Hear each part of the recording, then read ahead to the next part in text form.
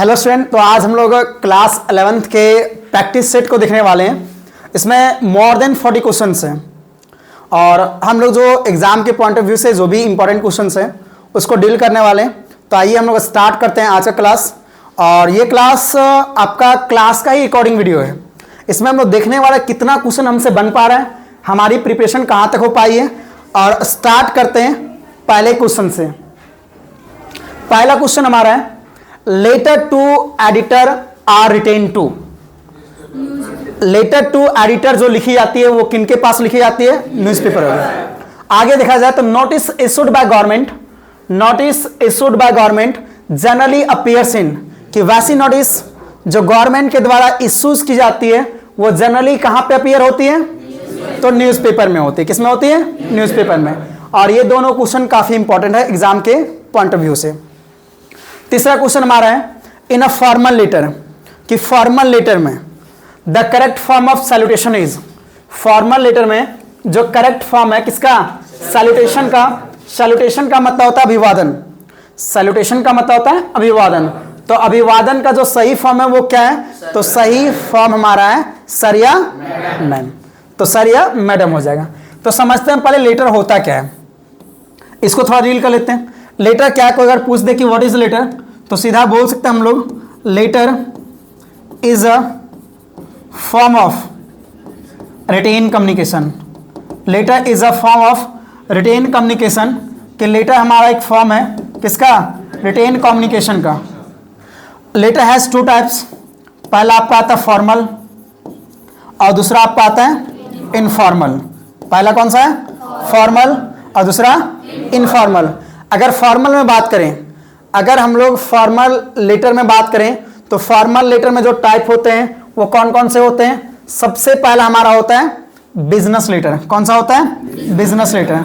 Formal में आपका आता है बिजनेस लेटर।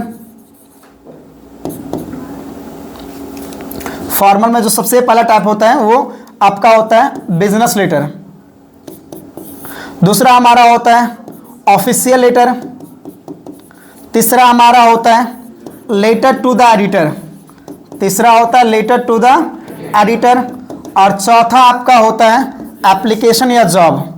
चौथा आपका तो होता है एप्लीकेशन बोले या तो जॉब बोले।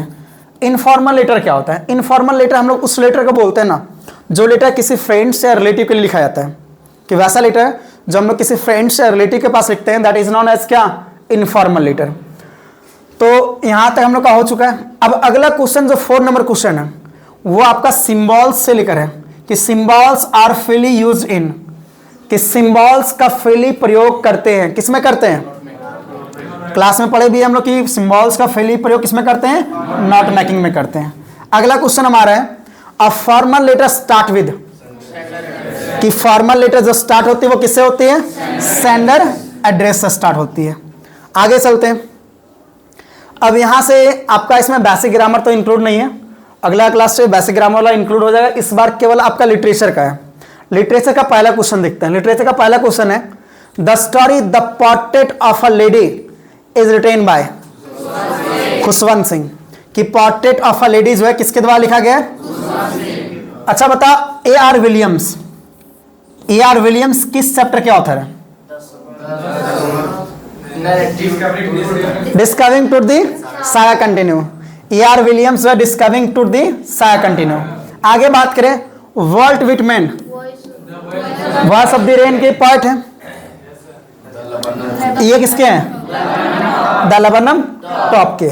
चलो नेक्स्ट वन हमारा है, Larry Vigil was a crewman. Larry Vigil कहाँ के क्रूमैन थे? क्रूमैन का मतलब क्या होता है? नाविक। तो कहाँ के नाविक थे वो? अमेरिकन। अगर बात करें तो ये अमेरिकन क्रूमैन थे। इनको हायर किया गया था कहाँ से? कैपटाउन से। इनको हायर किया गया था कैपटाउन से। और हायर करने के पीछे रीजन था। रीजन क्या था? चूंकि ये आगे इन लोग का टैकल करना था इंडियन ओशन से, तो इनका सामना था इंडियन ओशन से। इस कारण से कैपटाउन से 2 क्रूमैन को हायर किया गया था। एक का नाम था लैरी विजिल और दूसरे का नाम था हब सैगलर, जो कि कहां के थे? स्विस के थे, दैट मीन स्विट्जरलैंड के थे। अगला क्वेश्चन हमारा है, the author's grandfather was an old man who used to wear, कि ऑथर के जो ग्रैंडफादर थे एक ओल्ड मैन थे जो क्या पहना करते थे, बिग टर्बन। अब थोड़ा इसके बारे में जान लेते हैं। ऑथर के जो ग्रैंडफादर थे वो मिनिमम 100 ईयर्स के दिखाई दे रहे थे। फोटो देखने के बाद ऐसा लग रहा था कि मिनिमम जो है ये 100 ईयर्स के। इनके बियर्ड इतने बढ़ गए थे कि चेस्ट का लगभग कवर कर रहा था। साथ ही जो है ये लूज फिटिंग क्लॉथ्स को पहने हुए थे, टर्बन को, एक पगड़ी को यूज किए हुए थे। और फोटो में ऐसा लग रहा था कि इनके केवल वाइफ और चिल्ड्रेन नहीं होंगे बल्कि बहुत सारे ग्रैंड चाइल्ड वगैरह होंगे।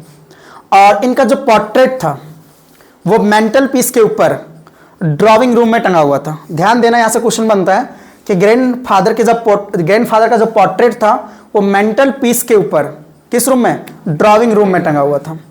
आगे, the author refuse to believe that his grandmother could be ever young and, हाँ, कि ऑथर इस बात को मानने से इनकार कर देता है कि उनकी दादी माँ जो है कभी यंग और क्या रही होगी, प्रीटी रही होगी। ऑथर को लगता ना कि पिछले 20 साल से हम दादी माँ को देख रहे हैं, 20 साल पहले जैसी थी आज भी वो वैसे ही है। इस कारण से वो इस बात को लेकर रिफ्यूज कर देता कि मेरी दादी माँ कभी यंग और क्या रही होगी, प्रीटी रही होगी। अगला क्वेश्चन हमारा है, grandmother has been portrayed as a very lady, हाँ, कि ग्रैंडमदर का जो वर्णन है वो किस लेडी के रूप में किया गया है? तो ग्रैंडमदर का वर्णन जो है एक रिलीजियस लेडी के रूप में किया गया है। अगर इसके बारे में देखें, ग्रैंडमदर के बारे में देखें तो इनकी जो खुशवंत सिंह की जो दादी माँ है, खुशवंत सिंह का बचपना जो है वो गांव में ही अपनी दादी माँ के साथ बीता। उनकी दादी माँ ज़्यादा लंबी महिला नहीं थी, शॉर्ट थी, फैट थी, स्लाइटली बेंड थी, थोड़ा झुक के चलती थी और हमेशा अपने हाथों में एक रोजरी रखती। रोजरी मतलब वही कंठी माला। और जब भी इनके पास खाली टाइम होता तो खाली टाइम में उस रोजरी को गिनती और भगवान के प्रेयर में हमेशा लीन रहती। और ये अपने पोते को स्कूल तक छोड़ने के लिए जाती थी। जाने के पीछे रीजन क्या था कि वहां पे जस्ट बगल में एक टेम्पल था। तो जब उसका पोता स्कूल में पढ़ रहा होता तो इसकी दादी माँ टेम्पल्स के अंदर जाती और अंदर जाने के बाद जो स्क्रिप्चर्स होते हैं जिनको हम लोग रिलीजियस बुक बोलते हैं उसको जाके ये पढ़ती थी। नेक्स्ट वन, अगला क्वेश्चन, ये सब प्रीवियस ईयर में आया हुआ क्वेश्चन है। ये आपका 11th जो है प्रीवियस ईयर का ही क्वेश्चन है। अगला क्वेश्चन आपका है, the grandmother believed that the education should be, grandmother ऐसा मानते कि एजुकेशन कैसा होना चाहिए, हाँ, एजुकेशन जो है वो रिलीजियस बेस होना चाहिए, धर्म के आधारित पे होनी चाहिए। The grandmother viewed music as the monopoly of harlots and beggars. अगला क्वेश्चन हमारा है, a large number of sparrows came and sit quietly in the courtyard when the grandmother, करा कि अ लार्ज नंबर ऑफ, काफी ज्यादा संख्या में स्पैरोज आई और चुपचाप उसके कोर्टयार्ड में, चुपचाप कोर्टयार्ड का मतलब आंगन में बैठ गई जब दादी माँ क्या हो गई थी, जब दादी माँ डाय हो गई थी। हम लोग ये स्पैरोज के बारे में कहानी में पढ़े हुए कि जब उनकी दादी माँ गांव से शहर की ओर माइग्रेट हुई थी, जब शहर में चली गई थी तो शहर में जाने के बाद क्या हुआ था कि वो खाली टाइम में क्या करती, दोपहर के टाइम में स्पैरोज को फीडिंग करवाती। तो स्पैरोज 100 की संख्या में आके जो है वो उसके कभी पैर पे, कभी कंधे पे, कभी माथे पे इस तरह बैठ जाती। लेकिन जब दादी माँ मर गई थी तो उस दिन लगभग थाउजेंड्स की संख्या में स्पैरोज आए थे और उनका आने का जो तरीका था वो एक, जिस तरह से हम लोग शौक विलाप करते हैं ना, किसी के लिए कुछ भी नहीं बोलते हैं, एकदम गम में डूबे होते हैं, उसी तरह सारे स्पैरोज भी थे। वो चुपचाप जो उनके कोर्टयार्ड में बैठ गए थे। यहाँ तक कि जब ऑथर की माँ उन्हें रोटी के क्रम्स को देती है, रोटी के टुकड़े को देती है, तो किसी भी स्पैरोज के द्वारा उस रोटी के टुकड़े को उठाया तक नहीं गया था। अगला हमारा क्वेश्चन है, ये हमारा डिस्कवरिंग टूट द सागा कंटिन्यूस है। Toots mummy was scan on 5 जनवरी, हाँ, टूट्स के मम्मी को जो है कब स्कैन किया गया था, 5 जनवरी 2000। अब जानते हैं टूट, ये टूट जो है किस चैप्टर से, डिस्कवरिंग टूट द सागा कंटिन्यू, जिसके ऑथर का नाम है E.R. विलियम्स। अगर बात करें तो टूट्स के टॉम को किसने डिस्कवर किया था, हार्वर्ड कार्टर ने। टूट्स के टॉम को जो डिस्कवर किया था वो किसने किया था, हार्वर्ड कार्टर ने। कब किया था, 1922 में। हार्वर्ड कार्टर कहाँ के आर्कियोलॉजिस्ट थे, तो हार्वर्ड कार्टर ब्रिटिश के आर्कियोलॉजिस्ट थे। अच्छा, कितना फीट चट्टान को काट के इसके टॉम को बनाया गया था? हाँ, इसके बॉडी को जो दफनाया गया था वो 26 फुट चट्टान को काट कर। नेक्स्ट वन अगर बात करें तो टूट का पूरा नाम टूटान खातेन, ठीक ना, बाद में वो टूटान खामून कर लिया आमून नाम के देवता की वजह से। आगे बात करें, टूट जो है कहां का राजा था? इजिप्ट का। कितने साल तक शासन करने के बाद मरा था? 9 साल तक।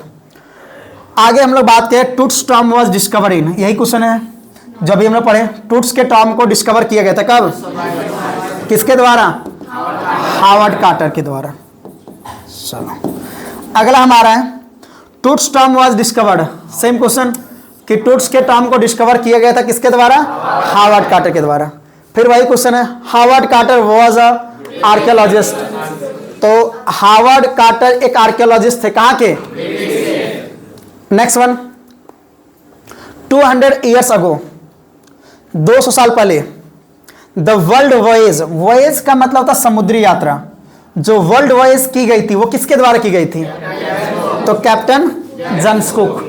और इसी चीज को कॉपी करना चाह रहे थे ऑथर, और ऑथर क्या करता है, अपने लाइफ के वैल्यूबल 16 ईयर्स को, अपने लाइफ के वैल्यूबल 16 ईयर्स को वो सी फायरिंग स्किल में लगा देता है कि हम कैसे बेहतर ढंग से नाव को मॉडरेट कर पाएंगे, कैसे बेहतर ढंग से चला पाएंगे।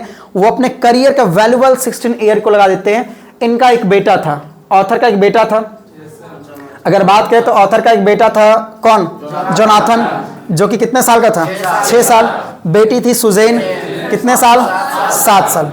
Next one, the narrator and his wife, narrator और उसकी वाइफ जो है spend 16 years to improve their, हाँ, कि नरेटर और उसकी वाइफ जो है 16 साल स्पेंड की थी क्या चीज इंप्रूव करने को लेकर?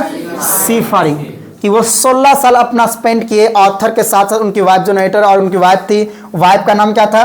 मैरी। वाइफ का नाम मैरी। बेटा को शॉर्ट में हम लोग जॉन बोलते हैं और बेटी को शॉर्ट में स्यू बोलते हैं, ठीक ना। तो मैरी जो थी उनकी वाइफ थी, जॉन उनका बेटा था, बेटा का एज 6 साल का था और बेटी का एज 7 साल था। पूरा नाम जॉन का जोनाथन है, स्यू का सुजेन है। Next one, the name of the boat was, boat का जो नाम है जो कि बनाया गया था वर्ल्ड वॉयेज के लिए, उस बोट का नाम क्या? Wave walker.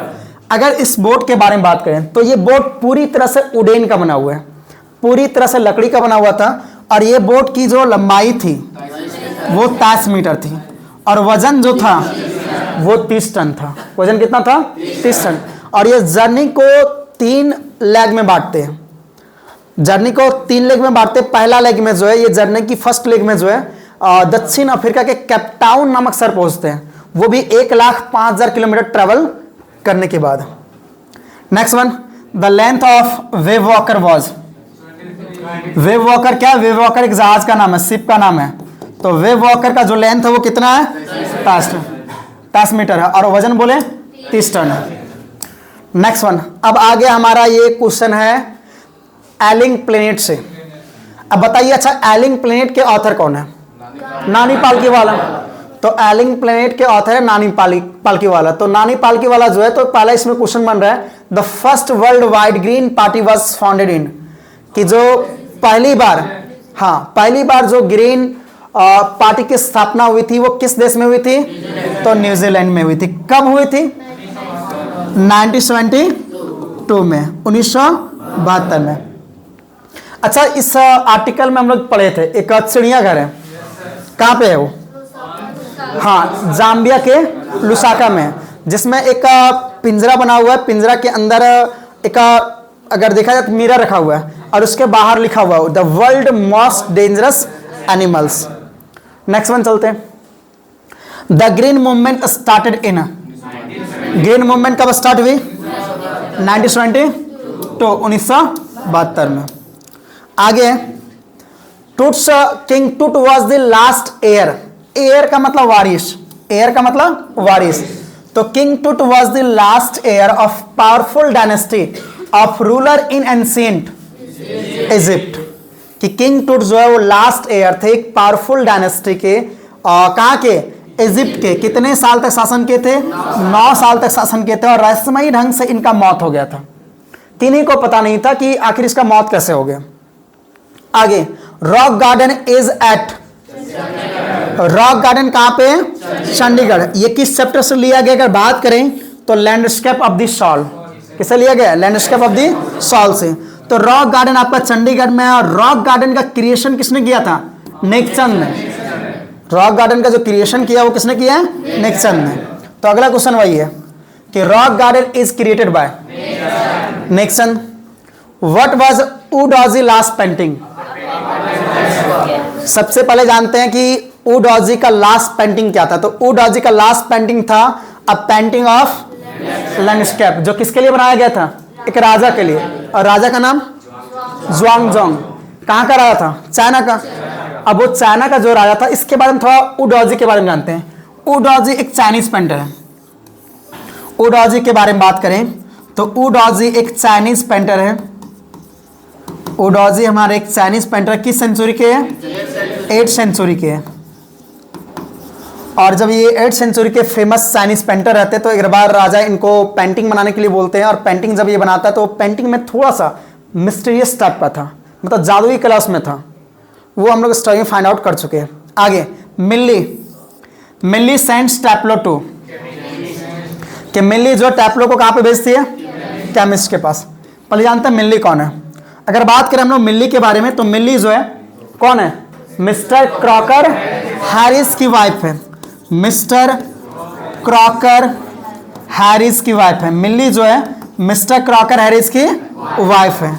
और मिल्ली के बारे में बात करें तो ये मिल्ली जो है ना वो मिस्टर क्रॉकर हैरिस की वाइफ है। ये थोड़ी लीन एंड थिन महिला है, ये दुबली पतली महिला, लेकिन इसका जो वे ऑफ ड्रेसिंग है ये काफ़ी स्मार्टली ड्रेस की हुई है। हाँ, और अगर बात करें तो मिस्टर क्रॉकर हैरिस जो है वो एक टीचर है जो क्लासिक और लैटिन को पढ़ाते हैं। मिडल एज टीचर है। मिस्टर क्रॉकर हैरिस जो है वो मिडल एज टीचर है। और इसका एक स्टूडेंट है जिसका नाम क्या है? टैप्लो। टैप्लो बेचारा कितना साल का था? कहानी में पढ़े हैं 16 साल। ये 16 साल का रहता है। 16 साल रहने के बाद जो बेचारा, ये अभी तक 5th क्लास में ही था।